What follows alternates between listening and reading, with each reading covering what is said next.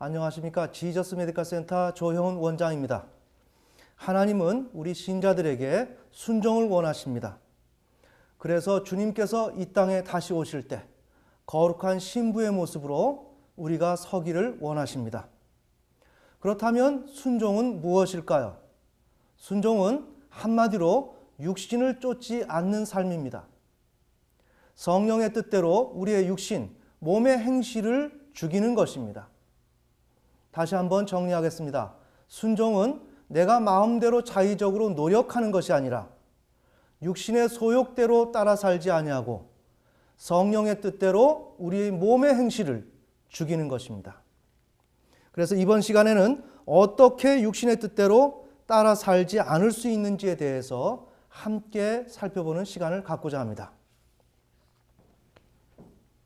여기에 육신을 따르지 않는 삶, 많은 관점이 있고 다양한 입장이 있겠지만 오늘은 어떤 한 부분, 우리 지저스 메디컬 센터가 나름대로 생각하는 이렇게 해야 육신대로 살지 않을 수 있다. 우리는 순종의 삶을 살 수 있다 하는 그런 개념을 압축 정리를 한번 해봤습니다. 신화적 존재로 불리우는 성욕동을 성공적으로 관리할 때 가능하다. 뭐가요? 육신을 따르지 않는 삶. 순종의 삶은 신화적 존재로 불리우는 성욕동을 성공적으로 관리할 때 가능하다는 것입니다. 그런 것이 아니라 막연하게 우리가 노력하고 애를 쓴다고 우리가 하나님께 순종할 수 있는 것이 아닙니다. 그 내용을 우리가 한번 살펴보겠습니다. 여기서 신화적 존재라고 얘기한 것은 증명 불가능하다는 것입니다. 뭐가요? 성욕동이요. 그리고 영향력이 매우 크고 그럼에도 불구하고 문제 해결을 위한 키워드로 작용할 수 있는 것이 바로 성욕동이다. 그래서 이러한 성욕동, 그러면 이 성욕동은 우리가 잘못 생각하는 경향이 있습니다. 이걸 위험한 충동, 또한 남녀 간의 성관계에 등장하는 그 충동, 은밀하게 다루어져야 할 그 충동, 그리하여 우리 교회에서도 이 충동을 언급하는 것을 자제하고 소극적으로 우리가 대응을 하고 있습니다. 그런데 실은 이 성욕동은 인간의 만족, 쾌락을 결정짓는 가장 핵심적인 요소입니다. 인간의 만족과 즉 쾌락을 결정짓는 가장 결정적인 요소, 그것이 바로 성욕동이라는 거예요. 그러니 우리가 신앙생활에서 육신의 소욕대로 따라 살지 않기 위해서는 우리에게 만족을 주는 것을 포기할 수 있어야 되는데 그것을 포기하는 것은 무엇일까요? 성욕동을 포기하는 것이다. 아멘. 자, 그러면 성욕동의 움직임을 간단하게 우리가 요약을 해보면 타 욕동들과 대립을 합니다. 우리에게 다른 욕동들이 있지만 이 타 욕동들과 대립한다는 것은 무엇인가? 같이 함께 어울려 있는 듯 하지만 성욕동을 인격화시킨다면 성욕동은 처음부터 다른 쪽을 겨냥하고 있다는 거예요. 딴 마음을 가지고 있다는 거예요. 자신의 보관이 있다는 거예요. 자신 나름대로의 계획이 있다는 것입니다. 자기 나름대로 가야 할 일정이 있다는 것이에요. 이게 성욕동입니다. 근데 이 성욕동은 타 욕동들과 함께 공존하지만 실은 이런 의미에서 대립하고 있다. 그래서 자아 보존 기능에 당분간 의탁하는 양상을 보입니다. 그 이후에 육체적 긴장, 즉 쾌락이 좌절되게 될 상황, 이렇게 되면 우리는 긴장을 하게 되죠. 이렇게 긴장이 발생 가능한 상황에서는 이 성욕동이 핵심적 역할을 감행합니다. 그래서 만족을 유지하고 만족을 보존할 수 있는 그 역할을 누가 하느냐면 성욕동이 합니다. 바로 이런 차원에서만 보더라도 우리가 육신의 소욕대로 따라 살지 아니하고 육신을 따르지 않는 삶을 살려고 한다면 우리는 이 성욕동이 어떠한 행로를 통해서 일생 동안에 그가 진행하고 움직이는지를 우리는 알아야 합니다. 아멘. 자, 이렇게 하면서 그 핵심적인 역할을 수행할 때 1차적으로 성욕동이 행하는 움직임은 뭐냐? 원억압이라는 것입니다. 원억압은 조금 이따 말씀드리겠지만 이것을 스스로가 자원하여 자청하여 원억압, 억압된 최초의 그 상태를 스스로가 감당한다는 것입니다. 다시 말하면 자유롭게 활동하지 못하는 것을 스스로가 자원한다는 것이에요. 그러면서 어떤 상황이 발생되면 그 상황에서 그것을 해결하려고 그렇게 차후의 그 보관을 가지고 준비한다는 거죠. 그래서 이후에 다양한 방식으로 존재를 합니다. 정상적인 방식, 다시 말하면 발달 단계에서 학문기 또한 남근기에 자신의 성욕동을 표상시킬 수 있는 그 시점이 온다면 이 성욕동을 표상시켜서 만족을 추구하고, 만약에 그렇지 않은 상황, 비정상적인 그러한 상황, 이런 상황 속에서는 그런 방식대로 또한 비정상적인 방식으로 성욕동 실현이 가능한 상황이라고 한다면 나름대로 하고 자신이 뭔가 통제할 수 있고 대처할 수 있는 능력이 나름대로 있다고 생각한다면 자신의 성욕동을 표출하고 표상화시켜서 이것을 만족으로 추구한다는 사실입니다. 아멘. 네, 그러면 이 내용을 한번 자세하게 좀 살펴보겠습니다. 자, 우리의 인생에서 가장 초기의 일들은 구강기입니다. 우리 정신분석적인 인간 발달, 그 개념으로 본다면 구강기입니다. 우리 아이는 처음에 태어나서 입으로 세상과 소통을 하고 입으로 자신의 삶을 살아갑니다. 이름하여 구강기입니다. 그러니 구강은, 입은 자신의 삶의 수단입니다. 또한 방편이 될 수가 있습니다. 그런데 이 구강이라고 하는 것은 우리의 육체입니다. 그죠? 네, 우리가 좀 정리를 해야 됩니다. 육신대로 살지 않기 위해서는 먼저 육체가 어떠한 작용을 하는지를 우리는 알아야 합니다. 그래서 이 구강이라고 하는 것은 육체예요. 그런데 이 육체는 본능을 가지고 있어요. 그러나 이 본능이 좌절되게 될 때는 욕동을 산출시킵니다. 그래서 구강이라는 육체적 원천은 욕동을 산출한다. 이렇게 정리했습니다. 그럼 욕동은 크게 무언가 두 가지로 나눠질 수 있습니다. 첫째, 자아욕동, 자아보존욕동. 나라고 하는 존재가 현실 세계를 살아가고 나를 보존시킬 수 있는, 보존시키기 위해서 필요한 욕망, 욕동. 네, 그러한 욕동이 있는데 개체 생존의 필수적인 기본적인 그 욕구를 의미하는 것입니다. 그래서 구강으로서 배고픔을 해결하고 또한 내가 먹어야 될 것을 섭식 기능을 감당하죠. 자, 그런데 여기에서 중요한 것은 뭔가, 이 구강기에서 발생되는 것이 내가 배고픔을 해결하는 욕구 충족을 행하게 될 때 이 방법이 굉장히 문제가 된다는 것입니다. 대상을 파괴하는 것입니다. 맞죠? 음식을 먹거나 소화시킬 때 모든 음식을 분쇄를 시키는 거예요. 씹는 겁니다. 이후에 조금 구강기에 후기 쪽으로 가게 되면 음식을 그냥 먹는 사람이 없어요. 고스란히 음식이 들어왔니 하고 보존시켜서 먹는 게 아니라 잘게 부셔요. 네, 가루를 냅니다. 이건 뭐예요? 상당한 공격성이에요. 그래서 대상을 파괴시키고 흡입을 시켜요. 네, 구강기에서.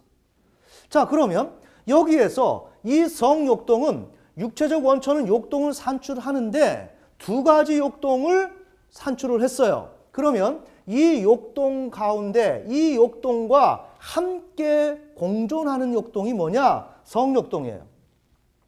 그래서 이미 말씀드린 대로 이 자아보존 기능에 의탁해서 병행 잔류합니다. 네. 이미 말씀드린 대로 대립하죠. 자아보존 기능과 욕동과 함께 병행하지만 생각은 달라요. 보관이 있어요. 가는 길이 달라요. 네, 그래서 대립적 관계에 있습니다. 그렇다면 여기에서 어떤 것을 우리가 주목해야 되냐면 이 성욕동이 우리 육신의 삶을 좌지우지하는데 이 초기의 성욕동이 어떤 기능을 갖고 있는가, 특징을 갖고 있는가 하는 것을 봐야 돼요.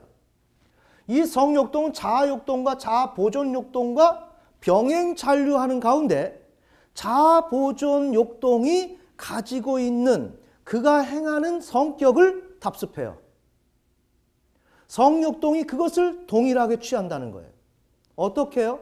성욕동이 그냥 사랑한다 하고 어떤 성적인 그 사랑으로 가는 어떤 고상한 그런 스타일이 아니고 대상을 파괴시켜요. 대상을 그 이후에 흡입하는 것입니다. 이것이 결정적인 것이 오늘 우리 사회에 성욕동의 문제로 인해서 일어나는 일들이 뭐예요? 가정을 파괴시키고 대상을 파괴시키고 그러면서 자기의 만족을 위해서 행동으로 옮겨지죠. 마찬가지로 그러한 일들은 바로 구강기의 성욕동의 이 고유한 특성이 순화되지 아니하고 순치되지 아니하고 그대로 억압되어 있다가 사회에 그것이 표출되었을 때 비정상적인 방법으로 표출되었을 때 바로 그런 일들이 일어난다는 거예요. 자, 우리가 무슨 얘기할까요? 육신을 따르지 않는 삶을 살려면 성욕동을 컨트롤해야 되는데 이 성욕동이 어떻게 되어 있다고요?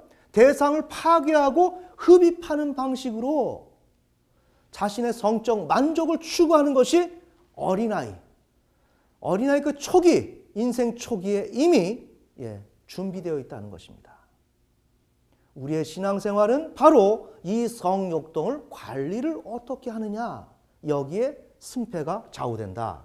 자, 그래서 이것을 아이는 만족을 시키기 위해서 어떻게 합니까? 의식권으로 이 욕동을 보내줘야 합니다. 보내는 것은 뭐예요? 의식을 침범해야 되는데 방법론은 뭘까요? 표상이에요.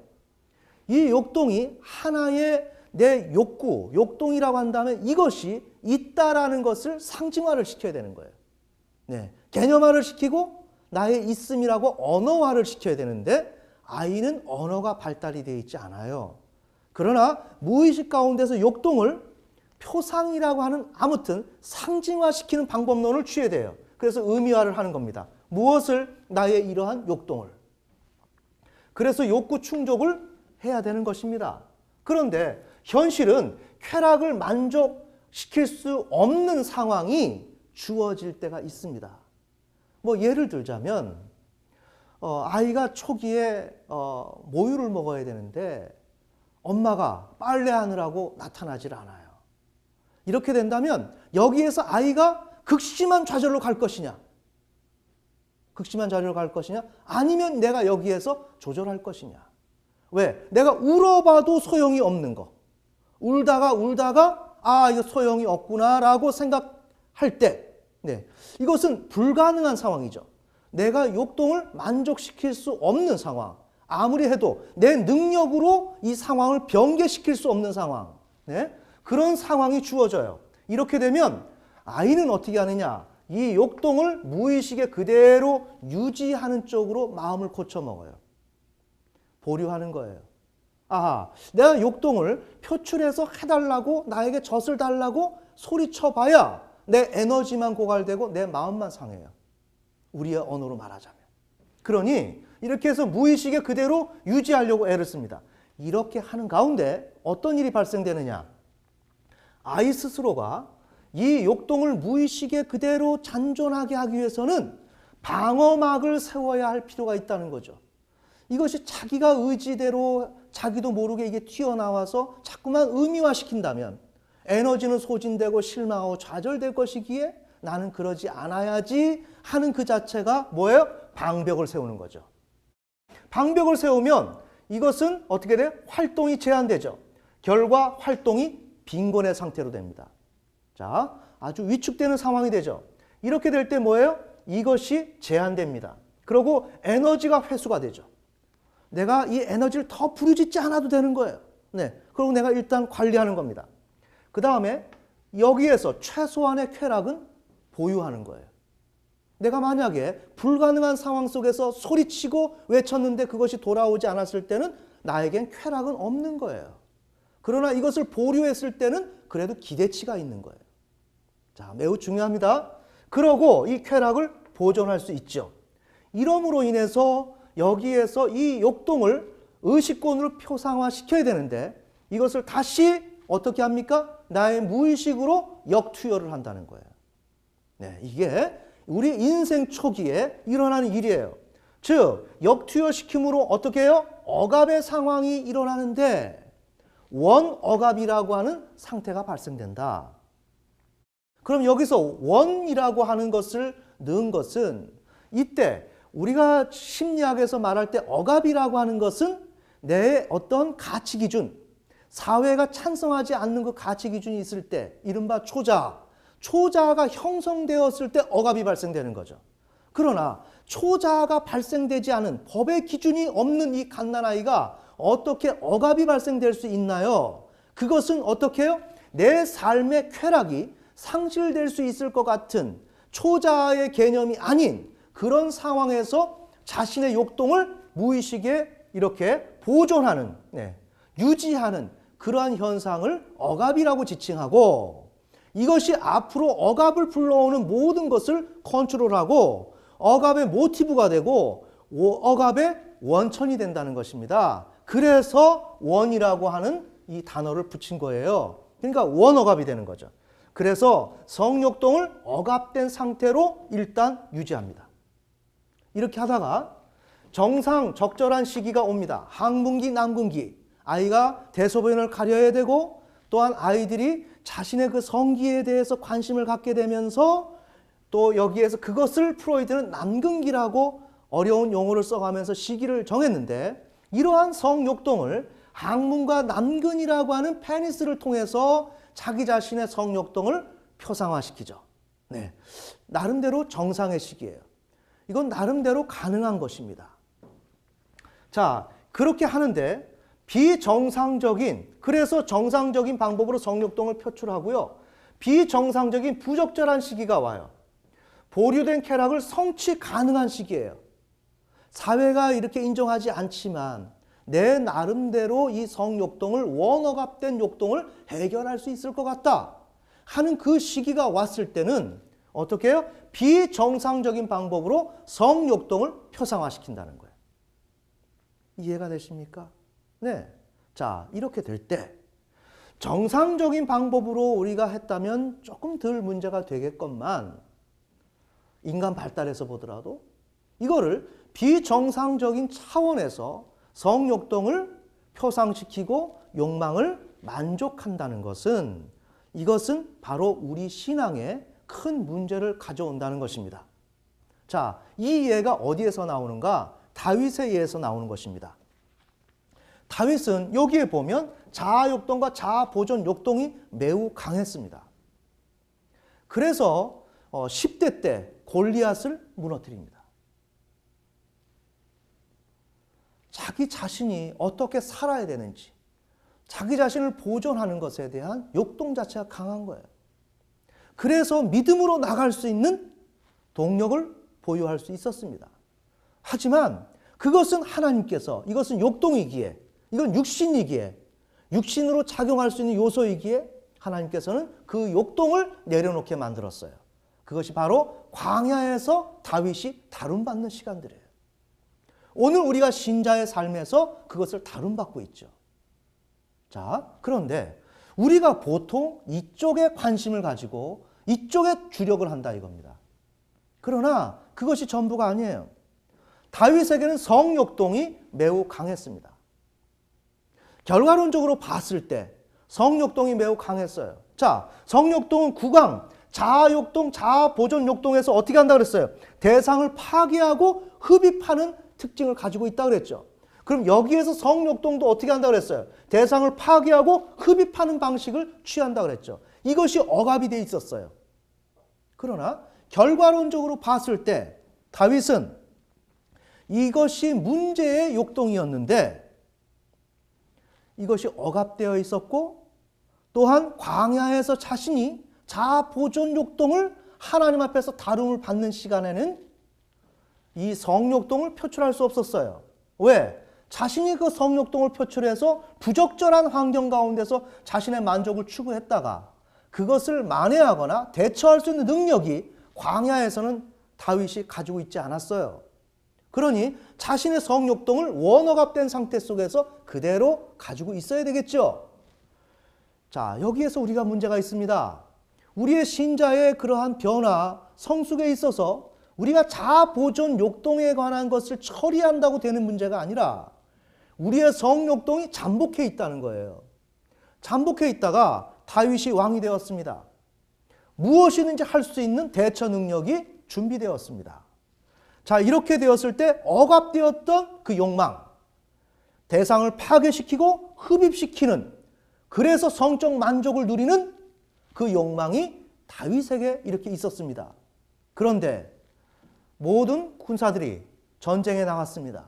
그러나 그 시간에 옥상에서 보니 밧세바가 목욕을 하는 거예요. 이것을 보면서 어떻게 합니까? 대상을 파괴시킵니다. 우리아를 죽입니다. 하고 밧세바를 흡입합니다. 뭘까요? 국왕기의 성욕동이 억압되었던 그 욕망이 자신이 대처할 수 있다고 생각하는 그 환경 속에서 거침없이 나오게 됐어요. 다윗의 문제는 자아보존 욕동의 처리 문제가 아니라 성욕동의 처리 문제였다. 아멘. 네. 다윗의 문제는 성욕동을 관리하는 것의 부족이었다는 거예요. 자, 오늘 우리의 신앙의 문제가 무엇일까요? 우리는 이 신앙에서 성이라고 하는 부분을 굉장히 우리는 간과해요. 중요하지 않다고 생각해요. 아닙니다. 다윗의 실패는 성에 관한 것이 문제입니다. 그런데 우리는 어떻게 해요? 다윗이 한순간에 성적인 그런 욕망을 가져서 자신이 실수했다고 생각을 합니다. 이것은 우리 인간의 발달을 모르고 나라고 하는 신앙이 어떻게 유지되는지를 모르고 하는 거예요. 다윗은 한순간에 충동에 압도되어서 저지른 것이 아니라 육신을 따랐습니다. 아멘. 네. 육신이 원하는 것을 신앙적 주체인 혼이 그것을 결정하고 동의하고 거기에 흡수되었을 뿐입니다. 그런데 우리의 육신을 좌지우지하는 게 뭐냐? 성욕동이라는 것입니다. 자, 오늘 우리가 너무나도 아쉬운 것은 우리는 신앙을 만들어요. 우리가 생각하는 대로 신앙을 그려요. 아, 신앙은 훈련으로 되는 것이다. 이렇게 생각해요. 아닙니다. 여러분, 이 성욕동을 여러분이 훈련으로 제어할 수 있다고 생각하십니까? 신앙은 노력한다고 되는 게 아니에요. 우리가 애를 쓴다고 되는 게 아니에요. 우리의 육신을 좌지우지하는 거, 그건 성욕동이에요. 그 성욕동은 여러분이 혀를 깨물고 아무리 노력해도 그 성욕동은 제어할 수 없는 거예요. 그러기에 오늘 현 시대에서 검찰총장이 성적인 문제로 자신의 자리에서 물러나야 돼요. 왜 그럴까요? 어떤 이성이 부족해서 그럴까요? 결심이 부족해서 그럴까요? 우리 오늘 한국교회가 어떻습니까? 성으로 얼룩져 있습니다. 우리 한국교회 가정들이 어떻습니까? 엄마와 아빠와 부부가, 남편과 아내가 왜 갈등이 있습니까? 그 문제 속에서는 서로의 엄마의 젖가슴 속에서 발생되었던 큰 사물, 그 큰 사물은 성적인 대상입니다. 그 성적 대상에 압도되고 그 대상을 내려놓지 못하여 서로의 상대방에게 끊임없이 요구하고 그것을 원하고 있습니다. 뭘까요? 오늘 우리의 신앙은 매우 이상화되어 있습니다. 우리의 신앙은 매우 가공되어 있습니다. 현실적인 냄새가 없습니다. 오늘 현실에서 일어나고 있는 문제, 이런 문제들을 오늘 우리 신앙은 다뤄내지 못하고 있습니다. 그 사이에 어떻게 되고 있어요? 한국교회 성도는 죽어가고 있습니다. 오늘 이 사실이 오늘 우리에게 다뤄져야 됩니다. 다윗이 무엇을 얘기해요? 다윗은 성으로 무너졌건만 오늘 우리는 어떻게 합니까? 다른 것들, 자아 보존, 자아의 기능, 이런 것을 가지고 내가 내려놔야 되겠다고 얘기하지만 우리는 신앙을 왜곡시키는 거예요. 아멘. 네. 우리는 신앙을 똑바로 봐야 합니다. 여기에서 우리는 분노를 해야 됩니다. 우리의 신앙을 지킬 수 있는 것은 과연 누가 지켜줄까? 우리의 신앙은 내가 지켜야 됩니다. 하나님께서 나에게 책임을 준 것입니다. 내가 하나님 앞에 부르짖고 내 문제를 해결해야 된 것입니다. 그런데 우리는 내 문제가 어디에서 일어나는지조차도 우리는 알지 못합니다. 완전히 속수무책의 상태에 놓여져 있습니다. 놀라운 사실입니다. 성이 우리의 문제예요. 신앙은 성이다. 신앙은 성이다. 내가 아무리 노력하고 아무리 애를 써도 그 성적인 욕망을 해결할 수 있습니까? 그것은 거의 불가능합니다. 그러기에 우리는 마태복음 5장에서 우리는 그 말씀을 우리의 말씀으로 받아들이지 않습니다. 그러나 그 성적 욕망은 나라고 하는 그 주체, 혼이 그것을 받아들여서 육신이 요구하는 것을 그대로 받아들여서 나는 음욕을 품고 음란의 행위를 하는 것입니다. 그것이 오늘 우리의 신앙적 그 세포, 그 단위마다 완전히 침투가 되어서 이 성적인 욕망이 우리를 삼키고 있습니다. 그러나 오늘 우리의 신앙을 살펴보는 이가 없습니다. 이 신앙의 문제가 바로 성이라는 사실을 자체를 우리는 인식하지 못하고 있습니다. 그것을 말하는 것을 두려워하고 있습니다. 우리의 신앙은 누가 책임져 주는 것이 아니라 나 스스로가 책임져야 하고, 그래서 성령님께 의탁해야 되고, 성령님 나를 도와주세요. 내가 이것을 욕망하는데 내려놓아야 되는데 대안이 없습니다 하는 그런 직면할 수 있는 용기와 그것을 직면하고 그것을 내려놓을 수 있는 그 결단과 그 행함과 이런 것이 이루어질 때 우리의 신앙은 조금씩 우리는 펴질 수 있는 그런 가능성이 주어지는 것입니다. 아멘. 네. 지금까지 신앙을 낭만적으로 생각했고, 지금까지 신앙을 이상화시키고 구름 위에 붕 떠서 뭐든지 될 것처럼 생각하고 그림 그리고 다윗에 대해서 실존을 우리 인식하지 못하고 다윗이 성으로 무너졌건만 그것을 이야기하는 것을 하나의 충동으로 무너진 것처럼 판단하고 해석하는 오늘 이 시대 우리 한국교회, 우리가 그것을 유지하는 한 우리 한국교회는 희망이 없습니다. 우리 한국교회는 왜 내가 무너지고 왜 내가 쓰러지는지에 대한 분명한 이해와 재해석, 성에 대한 재해석, 이것을 다시 한번 하고, 그래서 우리에게 문제가 있는 것을 면밀히 파악해서 여기서 다시금 도약해야 합니다. 아멘. 네. 부디 오늘 이렇게 다룬 내용이 여러분 각각의 개인에게 잘 적용되어서 여러분이 그토록 꿈꾸는 아름다운 신앙생활이 각자에게 임하기를 예수님의 이름으로 축원합니다.